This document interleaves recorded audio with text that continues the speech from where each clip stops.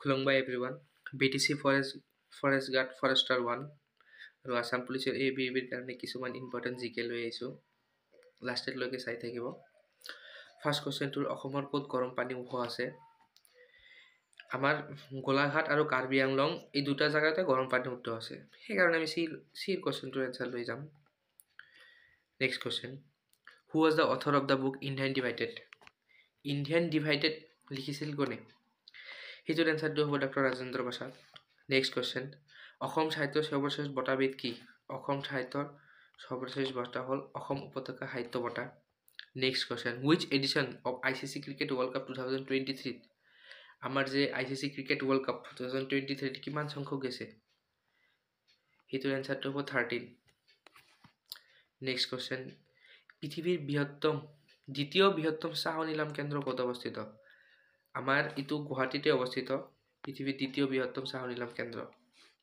Next question how many state in India share the boundary with Bhutan আমাৰ অসমৰ লগত ভাৰতৰ ভুটানৰ লগত আমাৰ কিমানখন বাউণ্ডাৰী সাজি লৈছে হিটোৰ এনসাৰটো হ'ব 4খন ইটো মই মেনশন কৰি দিছো বাৰু তলতে এইখিনি আপুনি চাব এই অৰুণাচল প্ৰদেশ অসম পশ্চিম বংগ আৰু সিকিম নেক্সট কোৱেশ্চন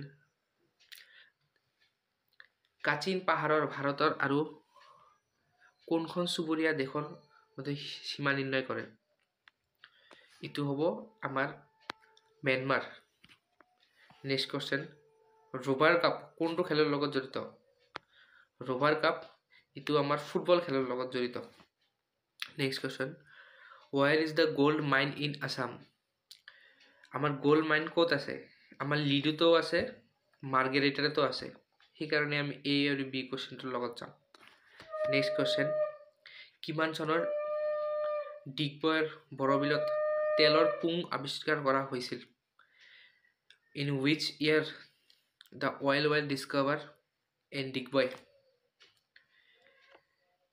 হিটোৰ এনসাৰটো হ'ব 1889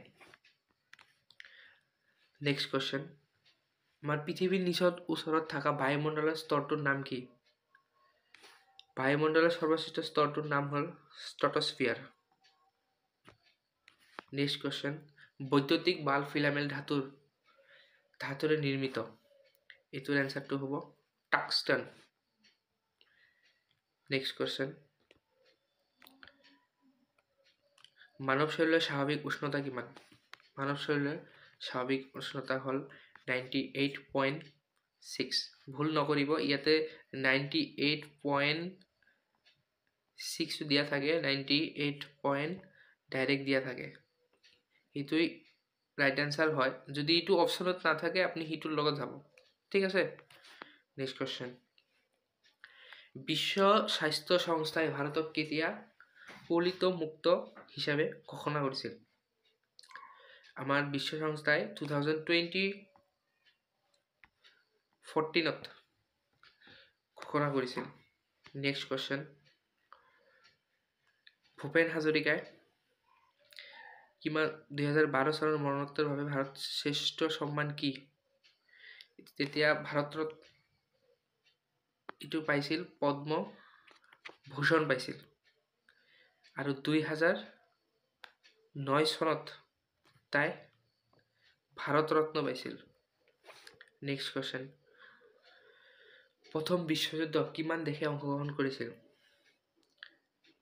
আমাৰ প্ৰথম বিশ্বযুদ্ধৰ 37 খন দেশে অংশগ্ৰহণ কৰিছিল how many countries participate the world war 2 ইয়াতে 1 আৰু 2 মই দুটাই উল্লেখ কৰি দিছো কোনটো আহিতে ঠিক নাই ইটোৰ এনসাৰটো হ'ব 61 নেক্সট কোৱেশ্চন ময়ূৰ সিংহাসনত বহা শেষখন মোগল ৰাজা কোন আছিল ইটোৰ এনসাৰটো হ'ব মোহাম্মদ শাহ নেক্সট কোৱেশ্চন দাদা সাহেব ফালকে বঁটা প্ৰাপ্ত প্ৰথম ব্যক্তি কোন আছিল দাদা সাহেব ফালকে বঁটা প্ৰাপ্ত আমাৰ দেবিকা ৰাণী আছিল প্ৰথম ব্যক্তি What is the name of the oldest dynasty of India ভাৰতৰ প্ৰাচীনতম বংশটোৰ নাম কি এটো হ'ব আপোনাৰ মৌৰ্য বংশ next question who was the president of the Indian National Congress on 15 August 1947 এইটোৰ এনসাৰটো হ'ব J P. Kripalani. Next question, who was the author of the book Anandamath? আনন্দমঠৰ লিখক কোন? এইটো হ'ব Bankim Chandra Chatterjee. Who is the author of the book life define? Life define এইটোৰ হ'ব Arvind Ghosh. Where was the song Jana Gana Mana song?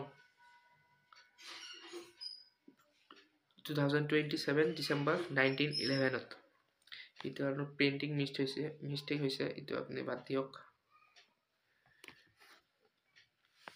27 এইটোৰ এনসাৰটো হ'ব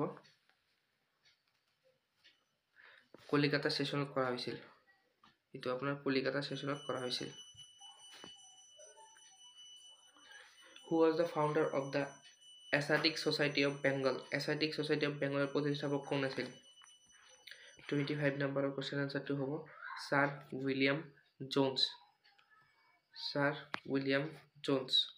next question, Mahatma Gandhi first public speech in India? Mahatma Gandhi ভাৰতৰ প্ৰথম জনভাষণ ক'ত? এইটো আপোনাৰ 26 নম্বৰ কোৱেশ্চন, মই অলপমান বুজাই দিয়াত সহায় কৰি আছো। 26 এইটো হ'ব বানাৰসী। ঠিক আছে।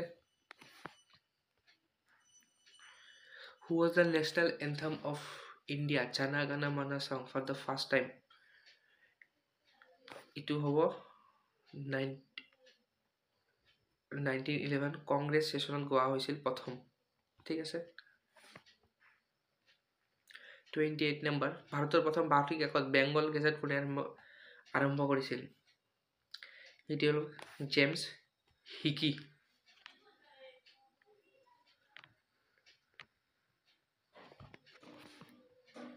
দক্ষিণ আফ্ৰিকাত মহাত্মা গান্ধীয়ে কিমান বছৰ বাস কৰিছিল? মহাত্মা গান্ধীয়ে 21 বছৰ বাস কৰিছিল।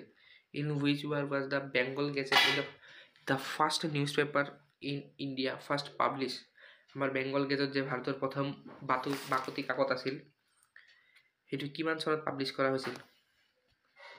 1780।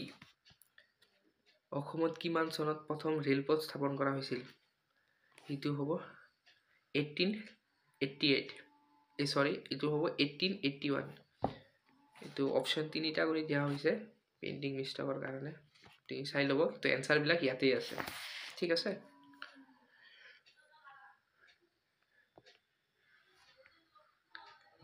কোন চনত অসমত প্ৰথমবাৰৰ বাবে ৰাষ্ট্ৰীয় খেল অনুষ্ঠিত কৰা হৈছিল?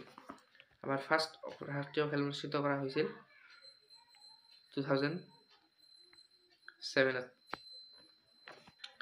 তলৰ কোনজন ৰজাক দিহিঙ্গীয়া ৰজা বুলি জনা যায়? এইটোৰ এনসাৰটো হ'ব চুহুং মুহুং, দিহিঙ্গীয়া ৰজা। চুকাফা আছিল ফাৰ্ষ্ট ৰজা। দ্য ফাৰ্ষ্ট বেটেল, মোগলৰ বিৰুদ্ধে আহোমসকলে কৰা প্ৰথম যুদ্ধ আছিল বাৰালি আছিল প্ৰথম যুদ্ধ।